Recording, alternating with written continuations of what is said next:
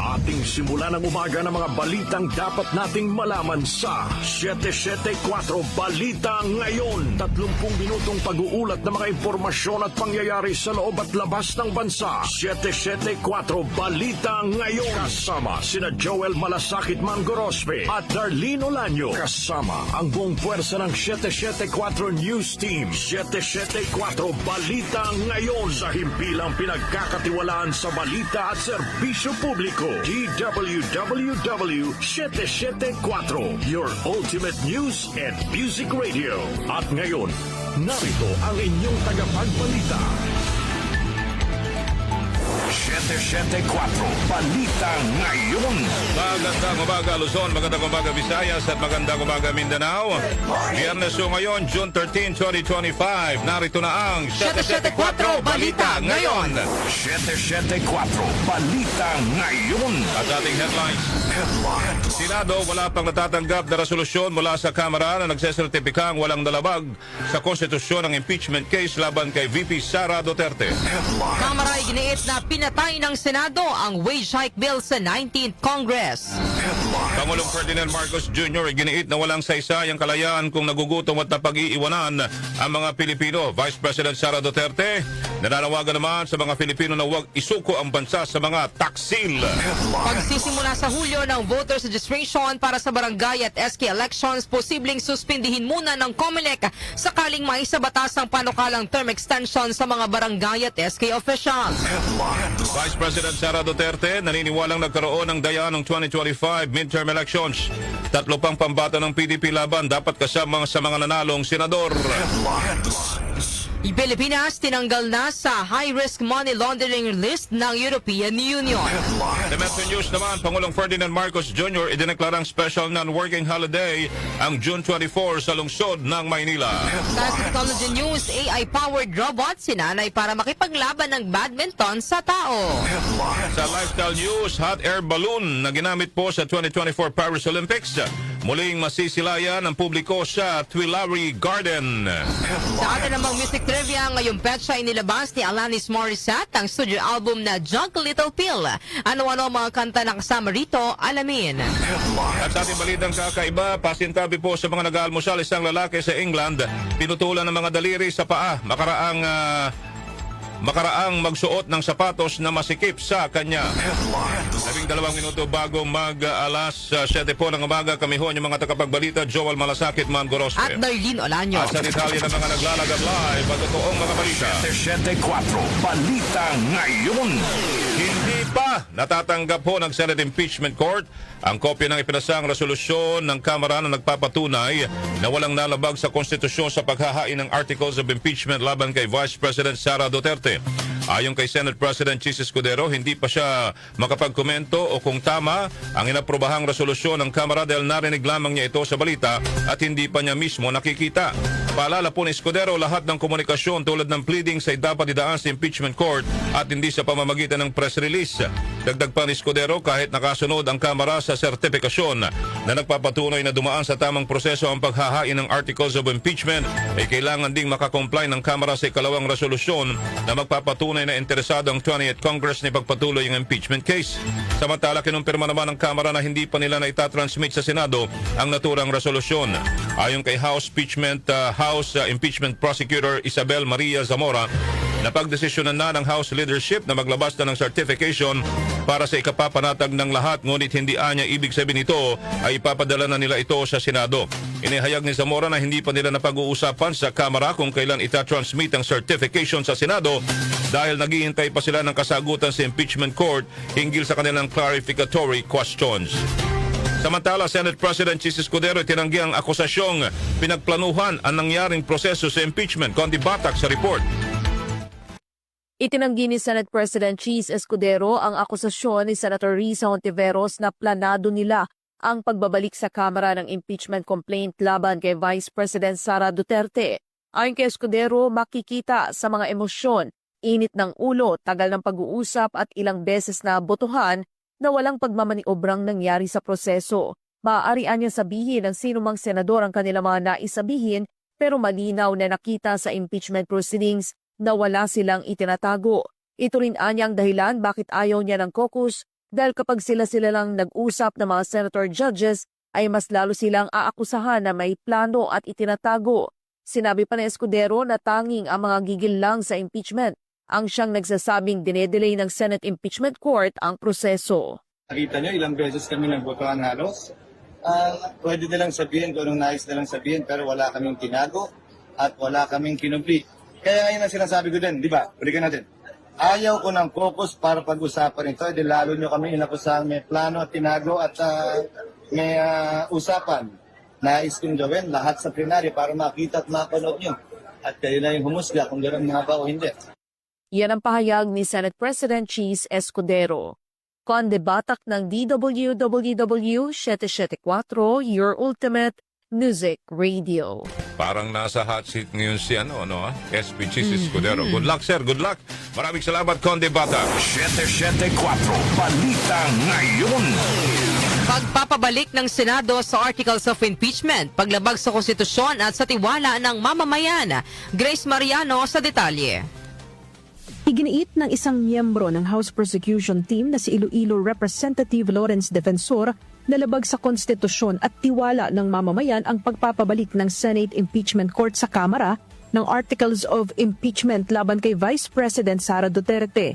Di ni Defensor, malinaw sa saligang batas na hindi opsyon na ibalik sa Kamara ang impeachment case laban sa Vice Presidente. Paliwanag ni Defensor, malinaw ang nakasaad sa konstitusyon na ang aksyon lang na dapat gawin ng Senate Impeachment Court ay magsagawa ng paglilitis at magpasya kung absuelto o iko-convict nila si VP Sara.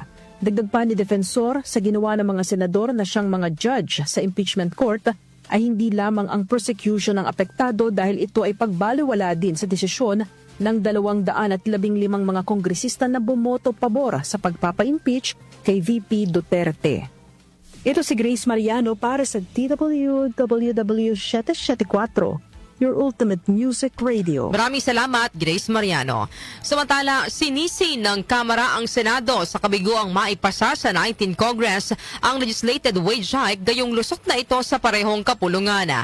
Ayon kay House Spokesperson Attorney Princess Abante, pinatay ng Senado ang panukalang batas ng Kamara na 200 pesos wage hike. Gate ni Abante, ang House Bicameral Conferences ay naghanda sa gagawing BICAM, subalit hanggang sa magtapos ang sesyon ng Kongreso ay walang Senate Bicameral Conference ang dumating. Sinabi rin Abante na ayaw makipag-usap ng Senado at ang gustuan niya ng mga senador ay tanggapin na lang ang inaprubahan nilang bersyon na 100 pesos wage hike. Let's not sugarcoat it. The Senate killed the 200 peso wage hike bill. Last night was the final session of the 19th Congress. No BICAM, no compromise, no wage hike. And the reason is simple. Ayaw ng Senado makipag-usap. Ang gusto nila, tanggapin na lang ng tao ang 100 pesos nila. Bakit? Bakit binabarya ng Senado ang mga manggagawa? Tumaas ang kilay ng mga BICAM conferees namin nung tanungin kung ano ang nangyari. They were ready to sit down. They were ready to defend the 200 peso proposal and fight for labor, only to find out that the Senate had no intention of meeting at all. Dahil hindi nakalusot sa 19th Congress, kailangang i-refile ang panukala at sumalang muli sa legislative process sa ilalim ng 20th Congress. 774 Balita Ngayon. 6 na minuto na lamang bago alas 7 ng umaga. Iginiit po ni Pangulong Ferdinand Marcos Jr. na walang saysayang kalayaan kung nagugutom at napag-iiwanan naman ang mga Filipino. Sa mensahe nito para sa pagdiriwang ng Araw ng Kalayaan kahapon, sinabi ng Pangulo na ang kalayaan ay hindi lamang tungkol sa kasaysayan ng paglaya mula sa dayuhan, kundi tungkol din ito sa pang-araw-araw na laban para sa kapakanan ng bawat Filipino. Baliwalaan niya ang pag-aaway-away ng watawat o pagwagayway ng watawat kung walang pagkain sa hapag, maayos na transportasyon, gamot sa may sakit at dignidad para sa bawat manggagawa. Bilisan ang pagtugon sa mga ngailangan ng ating mga kababayan. Taasan ang kalidad ng serbisyo at iwasto ang ating pagkukulang. Pananagutan natin hindi lang ang mga umaabuso sa tungkulin, maging ang mga nagkukulang sa paglilingkod. Dahil mas madadama ng Pilipino ang kalayaan kung may pagkain sa hapag. may maayos na transportasyon, may gamot para sa mga may sakit, at may dignidad ang bawat manggagawa. Si Pangulong Ferdinand Marcos Jr. Samantala po naman, sinilabas na ba ang mensahe ni Vice President Sara Duterte para sa paggunita ng Araw ng Kalayaan? Nananawagan ito sa mga Filipino na huwag isuko ang kalayaan ng Pilipinas sa mga traidor at sa mga walang masakit o malasakit sa bansa. Binigyang din po ni VP Sara na ang kalayaang tinatamasa ng mga Pilipino ngayon ay resulta ng pagmamahal ng mga bayani sa bansa. Hindi tayo lumaya para masadlak lamang sa pagdurusa ang ating bansa. Hindi tayo lumaya para muling mawalan ng karapatan at maging alipin ng iilan. Ipinagmalaki natin sa mundo ang kalayaan ng mga Pilipino. Huwag nating isuko ang kalayaang ito sa mga taksil at walang malasakit sa ating mamamayan at sa ating bayan. Patuloy nating ipagtanggol ang ating kalayaan at kinabukasan mula sa mga mapangalipin. Vice President Sara Duterte. Kaliwat ka ng pagkilos naman kasabay ng Araw ng Kalayaan kahapon naging mapayapa ayon po yan sa Philippine National Police Angel Garcia sa detalye. Angel? Generally peaceful ang mga isinagawang pagkilos sa mga militanteng grupo kasabay ng Araw ng Kalayaan kahapon, June 12. Ayon kay Philippine National Police, PAO Chief Police Brigadier General Randolph Tuanyo, walang naitalang untoward incident ang kapulisan. Sinabi pa ni Tuanyo na 5 ang namonitor na rally ng PNP sa iba't ibang bahagi ng bansa. Kabilang dito ang welga sa Boy Scout Circle sa Barangay South, Quezon City, National Library sa bahagi ng TM Calo Avenue, Ermita, Maynila, mayroon din sa bahagi ng EDSA People Power Monument sa Campo Aguinaldo, Barangay Binakawan, Kawit, Cavite at sa Gaisano Metro Colon, Barangay Santo Niño, Cebu City. Sa monitoring ng PNP pagkatapos magprograma at maghayag ng salubin ng mga progresibong grupo ay payapa na maumalis ang mga militante. Una nang ipinagkalat ang nasa halos 1,000 mga pulis para tiyakin ang seguridad sa iba't ibang aktibidad kasabay na ika-127 taon ng Araw ng Kalayaan ng bansa kahapon. Angel Garcia ng GWWW 774, your ultimate music radio. Maraming salamat sa iyo, Angel Garcia. 774 Balita Ngayon. Posibleng ipagpaliban muna ng COMELEC ang pagsasagawa ng voters registration sa Hulyo para sa barangay at sangguniang kabataan election sakaling maisabatas ang panukalang term extension para sa mga barangay at SK official. Inihayag ito ni COMELEC Chairman George Garcia. Makaraang ratipikahan na sa Senado ang Bicameral Conference Committee report na nagsusulong na palawigin sa 4 na taon mula sa kasalukuyang 3 taon ang termino ng mga barangay at SK officials at ilipat sa unang Lunes ng November 2026 ang pagsasagawa ng eleksyon. Ayon kay Garcia, sakaling maisabatas ang panukala, posibleng simulan na lang nila ang voters registration para sa BSKE pagkatapos ng BARM elections o mula Oktubre hanggang Agosto ng susunod na taon. Buso dito, inaasahan ng COMELEC na hindi bababa sa 70 million na mga Pilipino ang mapaparehistro upang makaboto sa BSKE. 774 Balita Ngayon. 2 minuto na lamang po bago umaga alas 7 ng umaga, si Papa naglalagab live na balita. Naniniwala po si Vice President Sara Duterte na nagkaroon ng dayaan ng May 2025 senatorial elections. Sa talumpati po nito sa isang Independence Day event kasama ang Filipino community sa Kuala Lumpur, Malaysia kahapon, sinabi po ni VP Sara na dapat kasama sa mga nanalong senador ang 3 pang pambato ng PDP laban na sina Atty. J.B. Hinlo, Atty. Jimmy Bondo at Dr. Richard Mata.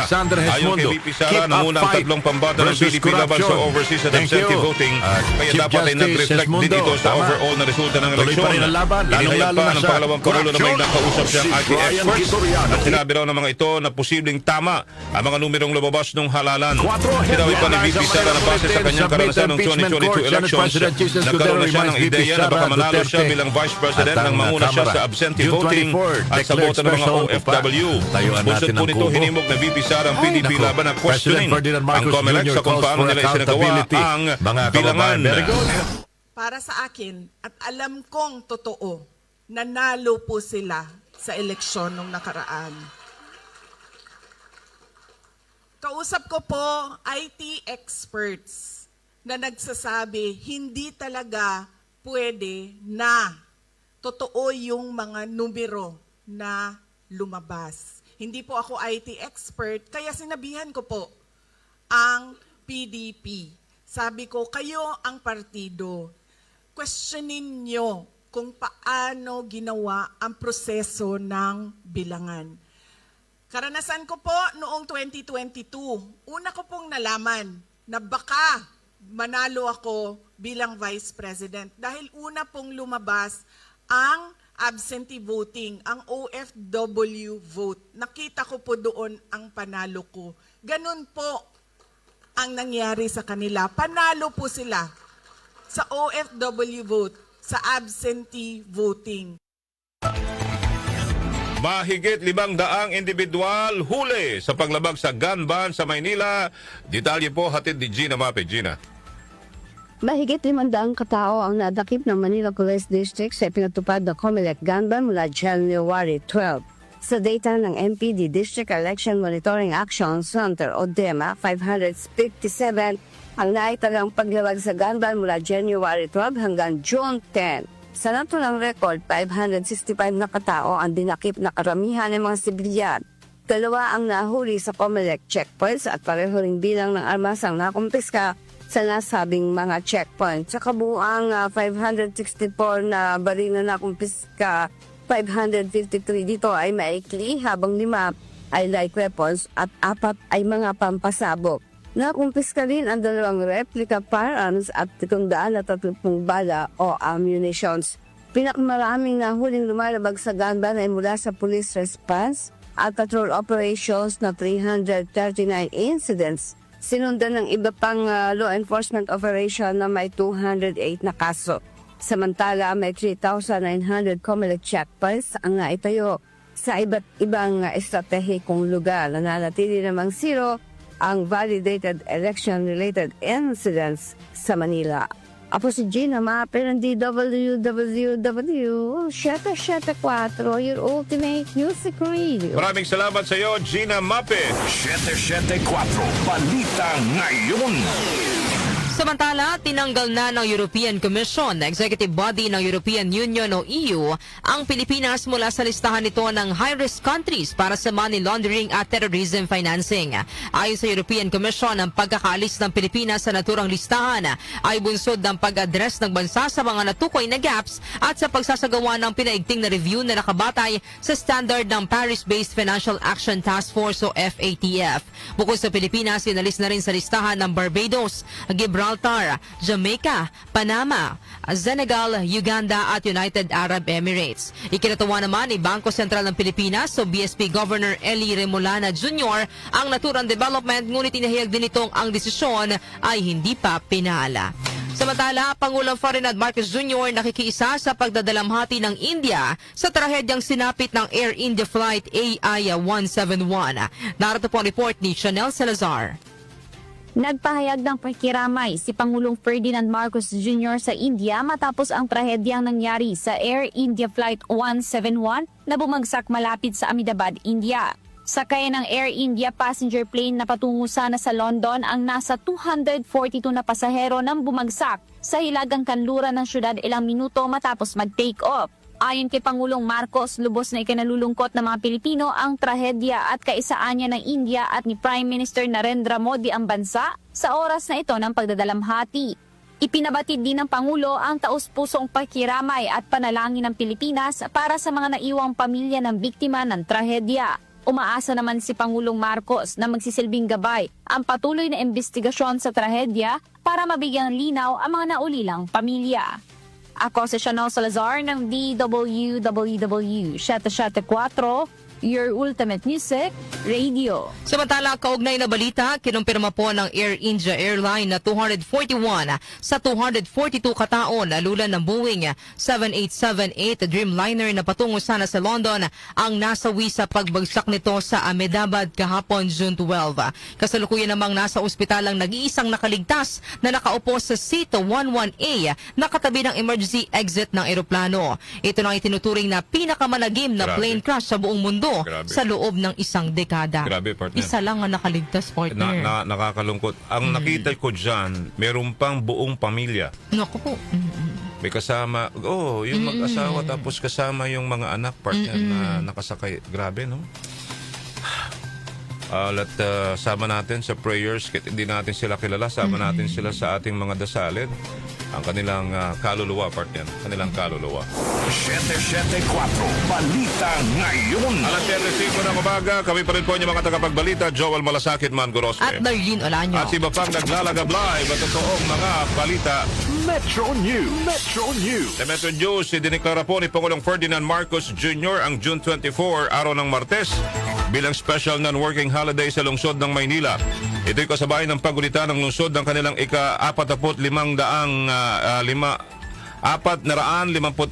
na anibersaryo. Layon po ng proklamasyon na mabigyan ng pagkakataon ng mga Manileño na makibahagi sa mga aktibidad at selebrasyon sa June 24. Ang Maynila ay tinatag ng Spanish conquistador na si Miguel Lopez de Legazpi, ang unang gobernador general ng Pilipinas sa panahon ng pananakop ng mga Kastila noong June 24, 1571. Foreign exchange rates. Foreign exchange rates. Narito naman ang update sa ating foreign exchange rates. Ang palitan ng piso kontra dolyar ay nasa 55 pesos and 76 centavos, 63 pesos and 71 centavos naman ang palitan ng piso kontra euro, habang ang British pound ay nasa 75 pesos and 29 centavos. Ang palitan naman ng piso kontra Saudi Riyal ay nasa 14 pesos and 87 centavos, habang ang Japanese yen ay nasa 39 centavos. Lotto results. Lotto results. May nanalo kaya kagabi? Narito ang resulta ng Lotto mula kay Jonah Bakiran. Jonah. Narito na ang mga lumabas na winning combination sa Super Lotto 649 na binola kagabi June 12, 7, 14, 16, 8, 46 at 6, kung saan walang nakapag-uwi ng 67,157,511 pesos and 20 centavos. Ang bola naman sa Lotto 642 ay ang 5, 13, 14, 30, 25 at 42, kung saan wala ring nanalo ng 13,536,866 pesos and 80 centavos na premyo. Ako po si Jonah Bakira na nagsasabing wag lang umasa sa bola, tumaya sa buhay para makajackpot ka ng tagumpay. Kahit yung 13 na lang, partner Tala 13 point something million, no? Oo, less 20%. Sabi ni Papa C, Pakamot si Papa, hindi rin nanalo eh. Baka tumaya rin siya kahapon. Hindi nanalo. Imagine mo, doon na lang tayo sa mga katotohanan, 13 point something million, pwede na yon. Less 20% tax, di ba? Kung ako nanalo nun, partner, mamayang alas 9, alis na. I-claim mo agad, di ba? Science and technology. Science and technology. AI-powered robot sila na para makipaglaban ng badminton sa mga tao. Detalye po ihatid ni Rose May Miranda. Nakadevelop ang isang Swiss-led team ng Artificial Intelligence o AI-driven leg robot na kayang maglaro ng badminton kalaban ng tao na nagpapakita ng tamang koordinasyon at accuracy. Nilikha sa ETH Zurich at idinetalye sa Science Robotics, ang robot ay gumagamit ng reinforcement learning o isang uri ng AI na nagpapahusay sa paggawa ng desisyon sa pamagitan ng trial and error. Pinagsasama ng AI ang paningin, paggalaw at kontrol ng braso ng robot na nagbibigay daan dito na matrack ang galaw ng shuttlecock at matamaan ito. Tiniyak naman isang perception noise model na sinanay sa real-world camera data na napapanatili ng robot ang consistent performance nito. Naniniwala si Yun Tauma, isang miyembro ng grupo ng researcher na nakadevelop ng badminton robot, na nagpapakita ang proyektong ito ng potensyal ng AI sa pagtulak ng mga leg robot sa mga komplikadong gawain na nagbibigay daan para sa mga pagsulong sa mga autonomous at intelligent system kabilang ang mga humanoid. Ako si Rose May Miranda para sa DWWW Shate 4, Ultimate Music Radio. Maraming salamat, Rose May Miranda. Lifestyle News. Lifestyle News. Hot air balloon na ginamit po sa 2024 Paris Olympics, muling masisilayan ng publiko sa Tuileries Garden. Ito po ang hatid ni Mika Fajardo. Mika. Makalipas ang isang taon, muling ibabalik sa Tuileries Garden ang hot air balloon na nagsilbing cauldron sa 2024 Paris Olympics. Isa ito sa mga pinakasikat na pasyalan noong 2024 Olympics na makikita sa iba't ibang vantage point kabilang ang Louvre Museum sa kabila ng Seine River at Champs-Élysées Avenue. Ayon sa nagdisenyo ng Olympic cauldron na si Matthew Lahanu, nagsimulang imungkahin ng publiko ang ideyang pagbabalik sa hot air balloon at hindi mapagkakailang gusto nilang muling masilayan ng Olympic cauldron kahit natapos na ang quadrennial event. Sinimula na ng mga manggagawa na lagyan ng hangin ng lobos at Willery Garden nitong Martes bilang paghahanda para sa pagpapalipad nito sa June 21 sa oras para sa isang konsyerto na minarkahan ng Feet de la Music. Mananatili sa Tuileries ang hot air balloon sa susunod na 3 summer sa Paris, ngunit wala pang planong i-install ito sa isang permanenteng lugar. Ako po si Mika Fajardo ng DWWW 774 for Ultimate Music Radio. Maraming salamat sa iyo, Mika Fajardo. Music Trivia. Music Trivia. Ngayong petsa, inilabas ni Alanis Morissette ang studio album na Jug Little Pill. Ano-ano ang mga kanta na kasama rito? Alamin po natin sa Music Trivia ni Kenny Gacosta. Blessed Friday morning, narito na ang hatid ko sa inyong Music Trivia. Ngayong petsa na ito, June 13 taong 1995, nirelease ni Alanis Morissette ang kanyang 3rd studio album na pinamagatang Jug Little Pill. Kabilang sa naturang album ang mga massive hit songs gaya ng Ironic, You Learn at You Oughta Know. Ang naturang album ang nagtapos sa mga unang taon sa music style ng Canadian-American actress and singer-songwriter na dance pop style. Nirecord ni Alanis ang Jug Little Pill album sa Hollywood sa pagitan ng mga taong 1994 hanggang 1995 sa ilalim ng pamamahala ng music producer na si Glenn Ballard. Ang album ay pinaghalong impluensya ng alternative rock, post-grunge at pop rock. Nanatili sa US Top 10 ang Jug Little Pill album sa loob ng 72 linggo at naging isa sa best-selling albums of all time. Nakatanggap din ito ng 5 pagkilala sa Grammy Awards ng taon na yon, kabilang ang Album of the Year, Best Rock Album, Best Female Rock Vocal Performance para sa You Oughta Know, at Best Long-Form Music Video. At yan, hatid ko sa inyong Music Trivia. Ako si Kenny Gacosta ng DWWW 774, the Ultimate Music Radio. Maraming salamat, Kenny Gacosta. Balitang kakaiba. Sa balitang kakaiba, isang lalaki sa England pinutulan ng mga daliri sa paa makaraang magsuot ng sapatos na masikip sa kanya. Balitang kakaiba ni Doc Justin, ang sakit naman nun. Good morning, Joel at Darlene. Narito na ating balitang kakaiba ngayong araw na ito. Ang dapat sana'y masaya lang na araw ng kasal ng isang lalaki sa England ay nahaluan ng hindi magandang pangyayari makarang maputulan siya ng mga daliri sa paa dahil sa pagsusuot ng masikip na sapatos. Kwento ni Martin Ralph, isang diabetic patient, nagpasukat siya ng kanyang paa sa isang local hospital para sa kanyang orthotic footwear na gagamitin sa kanyang kasal. First fitting pa lang niya ng sapatos ay nagsabi na siya na masikip sa kanya ang sapatos, pero ginitaw ng babae na nag-assist sa kanya, naluluwag din ito kapag ginamit na niya. Sa araw ng kanyang kasal, pinilit niyang isuot ang masikip na sapatos hanggang sa namagana ang kanyang paa, kaya napilitan na siyang palitan ito. Nang tanggalin na ni Ralph ang kanyang medyas, nagulat siya nang makita na 3 beses nang mas malaki ang kanyang mga daliri sa paa kaysa sa pangkaraniwang size nito. At mayroon na rin siyang mga paltos. Ayon sa Baylor College of Medicine, maaring magdulot ng problema sa mga taong may diabetes ang pagsusuot ng masikip na sapatos. Dahil dito, mahalagaan nila na regular na nakapagpapasukat o nakakapagpasukat ng paa ang mga diabetic patient dahil ang sukat ng kanilang paa ay maaaring magbago over time. Ang mga paltos sa mga daliri ni Ralph ay nawi sa severe infection na hindi na tinatamplan ng antibiotics. Bunsod nito, kinailangan ng isailalim sa amputation ang kanyang mga daliri sa paa. Ako naman, nakakalungkot. Kaya mas importante talaga na magkonsulta sa doktor para malaman kung anong mga bawal, ano ang mga dapat iwasan. Kasi ganito, nagsapatos ng masikip, yun, napunta sa pagputol ng daliri. Anyway, yan ang ating balitang kakaiba ngayong araw na ito. Ako si Doc Justin. Just out na ako. Thank you! Maraming salamat sa iyo, Doc Justin. Yung sa diabetes na issue na sinasabi niya. Isang malalaman mo kasi doon, partner, yung talagang yung grabe na is yung, halimbawa, nasugat ka. Mahirap, Tapos, matagal mahirap. gumaling.